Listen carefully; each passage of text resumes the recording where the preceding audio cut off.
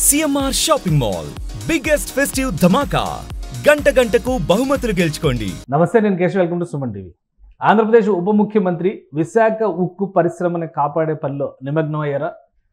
కేంద్ర ప్రభుత్వం ఒక నిర్ణయం తీసుకోబోతుంది అనుకుంటున్నటువంటి తరుణంలో ఆయన కార్మిక సంఘాల ప్రతినిధులతో భేటీ అయ్యారు. తర్వాత వారందరికీ కూడా అభయం ఇచ్చారు. ఖచ్చితంగా ఇచ్చిన మాట నిలబెట్టుకుంటాం అని చెప్పడం వెనక ఆంతర్యం ఏంటి? విశాఖ ఉక్కు పరిశ్రమ ఏ దిశగా నడవబోతుంది? ఈ అంశాన్ని విశ్లేషించేటువంటి ప్రయత్నం చేద్దాం. మనతో పాటు పొలిటికల్ అనలిస్ట్ చంద్ర శ్రీనివాస్ గారు. శ్రీనివాస్ గారు నమస్కారం. నమస్కారం అండి. విశాఖ ఉక్కు ఆంధ్రుల హక్కు ఒకప్పుడు నినాదం అది. ఇప్పుడు అసలు విశాఖ ఉక్కు ఎవరిదో అర్థం కాని పరిస్థితిలోకి వెళ్ళిపోతుందనే ఒక అయోమయ స్థితి. గత ప్రభుత్వం గవర్నమెంట్ పరంగా రిప్రజెంట్ చేయడంలో ఫెయిల్ అయింది అనే విమర్శల్ని విపక్షంలో అప్పుడు ఉన్నటువంటి కూటమి నాయకత్వం సక్సెస్ఫుల్గా ఉపయోగించుకుంది. ఇప్పుడు మళ్ళీ పదే విశాఖ ఉక్కు పరిశ్రమ విషయంలో ప్రతిపక్షాలు విమర్శలు చేయాల్సిన పరిస్థితి వస్తుంది. సో పవన్ కళ్యాణ్ గారి భేటీ ఇలాంటి సందర్భంలో ఎలాంటి ఫలితాలను ఇవ్వబోతుంది? డెఫినెట్గా ఇది ఒక మంచి పరిణామం అండి. అంటే కార్మికులు, తర్వాత ఉద్యోగ సంఘాల వాళ్ళు, ఉద్యోగస్తులు మొత్తం కలిపి నిన్న ఆదివారం డిప్యూటీ సీఎం గారిని కలవటం ఒక మంచిదే. ఎందుకంటే గతంలో కూడా ఆయన అక్కడ గాజువాక ఎక్కువగా విశాఖ స్టీల్ ఎంప్లాయీస్ అక్కడే ఉంటారు, పోటీ చేశారు కాబట్టి ఆ కనెక్టివిటీ ఉంది. దానికి కూడా పూర్తి మద్దతు తెలియజేశాడు. ఒకసారి అమిత్ షా గారి దృష్టికి కూడా తీసుకొచ్చాడు. డెఫినెట్గా ఇది పరిశీలిస్తానని చెప్పటం. ఆ తర్వాత ముఖ్యమంత్రిని కూడా ఆహ్వానించాడు. నేను అపాయింట్మెంట్ ఫిక్స్ చేస్తాను, అఖిలపక్షం కలిసి వెళ్దాం. ఇది అందరి సమస్య, భావోద్వేగంతో కూడిన సమస్య. విశాఖ ఉక్కు మీరు అన్నట్టు ఆంధ్రుల హక్కు. 32 మంది చనిపోయారు, 16,000 మంది నిర్వాసితులు వాళ్ళ యొక్క భూములు త్యాగం చేశారు. దీంతోపాటు 24,000 వాళ్ళు ఎవరైతే ఉన్నారో భూసేకరణకి అందరూ కూడా ముందుకు వచ్చారు. ఇంత ఈ వ్యవస్థ ఉన్నదాన్ని ప్రైవేటు పరం చేస్తూ ఉంటే మనం పట్టించుకోకపోతే ఎట్లా అన్నప్పుడు గత ప్రభుత్వం 150 సీట్లు ఉండి కూడా 22 మంది ఎంపీలు ఉండి కూడా సహకరించాల ఆ రోజు పవన్ కళ్యాణ్ గారు చెప్పిన ప్రపోజల్కి. తర్వాత ఇప్పుడు కూడా అది మొక్కవోని ధైర్యంతోనే వాళ్ళు పోరాడుతున్నారు. ఆదివారం కలవటం, ఒకవైపు ఏమో షర్మిల గారు చంద్రబాబు గారు ఢిల్లీ వెళ్తున్నారు కదా, ఆయన సంతకం పెట్టాడు, దీని మీద దృష్టి పెట్టాలని చెప్పారు. ఇక మీద మీరు అన్నట్టు వైసీపీ వాళ్ళు విమర్శిస్తున్నారు. అంటే వైసీపీ వాళ్ళు ఇప్పుడు విమర్శించే పరిస్థితి, వాళ్ళ 5 సంవత్సరాల్లో అంతమంది ఎంపీలు ఉన్నప్పుడు ఎందుకు విశాఖపట్నం స్టీల్ని ఆ ప్రొసీడింగ్ జరుగుతుంటే కాపాడలేకపోయారు? వాళ్ళది నిర్లక్ష్యంగానే మనం భావించాలి. ఇకపోతే మీరన్నట్టు 32 మంది చనిపోయి భావోద్వేగంతో, ఇది ఎవరు మర్చిపోలేనిది, హృదయాంతరంలో ఉన్నది. మీరు సంఘటితంగా ఉండండి పవన్ కళ్యాణ్ గారు పిలిపించారు. దీనికి తోడు ఏమవుతుంది, అలవెన్స్లు ఏవైతే ఉన్నాయో చాలా నెలల నుంచి రావట్లా. ఇక్కడ ఎంప్లాయీస్ ఎంతమంది ఉన్నారు? 12,500 మంది ఉద్యోగస్తులు ఉంటే 14,000 మంది కాంట్రాక్ట్ కార్మికులు ఉన్నారు. అంటే ఆల్మోస్ట్ 14-12 అంటే 27,500 మంది ఉద్యోగస్తులు ఉన్నారు. వీళ్ళకి అలవెన్స్లు కూడా నెలల నుంచి రాకపోతే వాళ్ళ పిల్లలు, వాళ్ళ జీవనోపాధి ఎలా? ఇవన్నీ కూడా కేంద్ర ప్రభుత్వం దృష్టికి తీసుకొచ్చి, ఎందుకంటే లక్కీగా ఇప్పుడు కూటమిలోని బీజేపీ ఎంపీ, నర్సాపురం ఎంపీ ఉక్కు శాఖ సహాయ మంత్రిగా ఉన్నాడు. పురంధేశ్వరి గారు అధ్యక్షురాలుగా ఉన్నారు. పొలిదప్పాలుగా రిప్రజెంటేషన్ వీళ్ళు ఇచ్చారు, వాళ్ళు కూడా పోరాడుతున్నారు. ఏదేమైనా కానీ ఇప్పుడు ఏంటంటే అఖిలపక్షం ఆ రోజు వెళ్ళకపోవటం వైసీపీ చేసిన తప్పు. ఇప్పుడు అది అడిగే హక్కు వాళ్ళకి లేదు. అంటే ఇప్పుడు అసలు అఖిలపక్షాన్ని తీసుకెళ్లే ప్రయత్నాలు ఈ ప్రభుత్వం చేస్తుందా? డెఫినెట్గా చెయ్యాలి.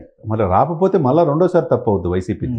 ఎందుకంటే ఇప్పుడు పిలిపించారు, ఇప్పుడు డెఫినెట్గా నేను కేంద్ర పెద్దల దృష్టికి తీసుకెళ్తున్నారు. పవన్ కళ్యాణ్ గారు అపాయింట్మెంట్ అడిగితే కాదనేది ఏముండదు. అక్కడ మోదీ గారు కావచ్చు, అమిత్ షా గారు ఇస్తారు. ఇకపోతే ఉక్కు శాఖ మంత్రి కూడా ఇప్పుడు దక్షిణాది రాష్ట్రాలకు చెందిన వ్యక్తి కుమారస్వామి ఉక్కు శాఖ మంత్రి, సహాయ మంత్రి మళ్ళీ ఆంధ్ర నుంచి ఉన్నారు. ఇప్పుడు రెండు కలిసి వచ్చే అవకాశం. ఆ రోజు వాళ్ళు ఆల్రెడీ విశాఖపట్నం సందర్శించారు. వీళ్ళ మనోభావాలు, వీళ్ళు ఎందుకు చేస్తున్నారు, ఎప్పటి నుంచి దీనికి ఉంది, ఎంత భూమి సేకరించి 16,000 మంది ఆల్మోస్ట్ వాళ్ళు త్యాగాలు చేశారంటే. అంటే ప్రభుత్వం, కేంద్రం ఒకవైపు నుంచి సంప్రదింపుల ప్రక్రియ నడుపుతూనే ఉన్నటువంటి ఉద్యోగుల్ని వాళ్ళందరినీ ట్రాన్స్ఫర్లు చేసే ప్రయత్నాలు చేయడం, అలానే కాంట్రాక్ట్ ఉద్యోగుల్ని ఆపేసేటువంటి ప్రయత్నం చేయడం, ఇవన్నీ కూడా ప్రైవేటీకరణలో భాగం అనేది ప్రధానంగా వినిపిస్తున్న విమర్శ. వీటికి ఇమీడియట్గా చెక్ పడేటువంటి అవకాశం అని ఉంటుంది. డెఫినెట్గా ఏదో ఒక నిర్ణయం ఇప్పుడు తీసుకోవాలా. ఇది ఏంటంటే ఆంధ్రప్రదేశ్లో 1% నుంచి 2% దాకా బీజేపీ ఎమర్జ్ అయింది. సీట్లు 11 పోటీ చేసి 8 దాకా గెలిచారు.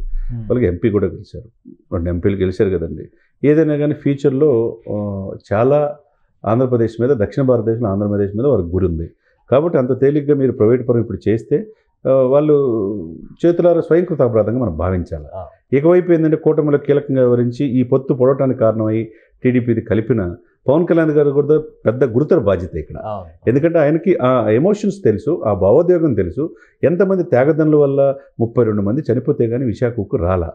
మరి ఇప్పుడు అంతమంది త్యాగాలు భూములు సిద్ధం. ఈ ఎమోషన్స్ పక్కన పెట్టి బిజినెస్ అనేటువంటి మాట కేంద్ర ప్రభుత్వం చెప్తుంది. బిజినెస్ గవర్నమెంట్ చేయడానికి లేదు కాబట్టి మా పాలసీ పరంగా మేము అన్నింటినీ ప్రైవేటీకరిస్తాం అనేటువంటి మాట చెప్తుంది. అంటే ఓవరాల్గా వాళ్ళు చేస్తున్నమాట వాస్తవమే, కానీ ఇక్కడున్న ఈ ఎమోషన్స్ కూడా చూసుకోవాలి కదా. అవసరమైతే మేము గత ప్రభుత్వంలో కేసీఆర్ గారు ఒక ముందు చొరవ తీసుకొని మేము అవసరమైతే మేము కొనుగోలు చేస్తాం, ప్రైవేట్ పరం చేయకూడదని చెప్పి పక్క రాష్ట్రకు ఊరటగా కొద్దిగా ప్రయత్నం జరిగింది. బిడ్ వేయలేదు కదా, బిడ్ వేయలేదు. సరే వేయలేదు, సరే ఇక కొంతమంది కలిపి సిబిఐ మాజీ జేడి లక్ష్మీనారాయణ గారి ద్వారా బిడ్ వేశారు. రకరకాల ప్రయత్నాలు చేస్తారు. ఏదైతేనే కూడా ఒక కథల కేఏ పాల్ అయితే అసలు నేను ఆపుతాను అంటాడు ఆయన. సరే ఒక రకంగా ఎమోషన్స్తో ఆడుకుంటారు. కానీ ఇది ఏంటంటే సార్, చాలామంది మనం చూడాలంటే విశాఖ స్టీల్ సిటీ అంటాం. అది దానికి మంచి ఇది ఉంది. అది క్రమ పద్ధతిలో పెడితే మానిటరింగ్ వ్యవస్థ కరెక్ట్గా ఉంటే డెఫినెట్గా లాభాల్లోకి వెళ్తుంది. ఇప్పుడు ఇంతమంది త్యాగాలు చేసి ఇంతమంది అమరులు అయిపోయి దాంట్లో పోరాడిన వెంకయ్యనాయుడు గారు మాజీ ఉపరాష్ట్రపతి గారు దాంట్లో ఉన్నాడుగా, ఆంధ్ర యూనివర్సిటీ. ఇందులో భావోద్వేగపరమైనటువంటి అంశాలు తప్పితే లాభాలు ఆర్జించడంలో విశాఖ ఉక్కు వెనుకబడి ఉంది. ఇదే కదా విమర్శ. దానికి సమాధానం ఎవరు ఇవ్వాలి? ప్రభుత్వం ఇస్తుందా? రాష్ట్ర ప్రభుత్వం భరోసా ఇచ్చే అవకాశం ఉంటుంది. ప్రభుత్వం భరోసా ఇవ్వాలి. ఎక్కడైతే ఇది జరుగుతుందో ఎందుకు లాస్ అవుతుంది? కాంట్రాక్ట్ కార్మికుల వల్ల లాస్ అవుతుందా? ఉద్యోగస్తులు వాళ్ళకి జవాబుదారితనం లేకుండా మన జయప్రకాష్ నారాయణ గారు కూడా చెప్పాడు. ఇది ఆర్థిక సరళీకరణలో భాగంగా జరుగుతూ ఉంటాయి. ప్రైవేటు పరం అయితే ఒక అకౌంటబిలిటీ, పారదర్శకత ఉంటుంది. ప్రభుత్వ ఉద్యోగులు కాబట్టి వీళ్ళు పట్టినట్టు ఉండబోబట్టి నష్టాల్లో ఉంటుంది. ఏదైనా కానీ అండి వాళ్ళలో జవాబుదారితనం తీసుకురావడానికి ప్రయత్నం చేయాల్సిన బాధ్యత అఖిల పక్షానికి. అందరూ సుముఖంగా ఉంటే అఖిల పక్షాన్ని వేసి ఢిల్లీ వెళ్ళి రిప్రజెంట్ చేసి డెఫినెట్గా ఇప్పుడు అప్పుడే నేను తీసుకెళ్తాను మీరు రాండి అన్నప్పుడు జగన్మోహన్ రెడ్డి గారు కావచ్చు, వైసీపీ బృందం కానీ రాలేదు. పవన్ కళ్యాణ్ గారి సూచన మేరకు అసలు అప్పుడు తీసుకెళ్లాల్సిన జగన్మోహన్ రెడ్డి గారు, అధికార పార్టీ తీసుకెళ్ళాలి. తీసుకెళ్తే ఇప్పుడు నిన్న కూడా ఆదివారం ఈ యొక్క ఉక్కు కార్మికులు, ఉక్కు ప్రతినిధులతో, ఉద్యోగస్తులతో సమావేశంలో పవన్ కళ్యాణ్ గారు ఒక మాట అన్నారు. ఆ రోజు నేను చెప్పినట్టు ప్రపోజల్ ఏంటి, ఈ రోజు ఈ సమస్య, ఈ బాధలు ఉండే కాదు కదా.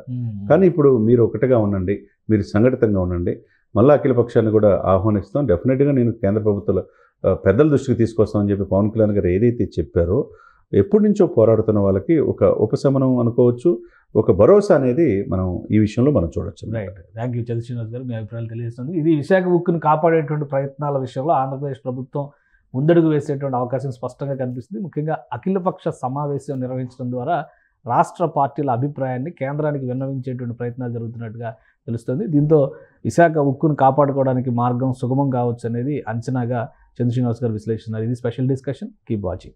సుమన్ టీవీలో మీ పర్సనల్ అండ్ బిజినెస్ ప్రమోషన్స్ కోసం కింది నెంబర్కి కాంటాక్ట్ చేయండి.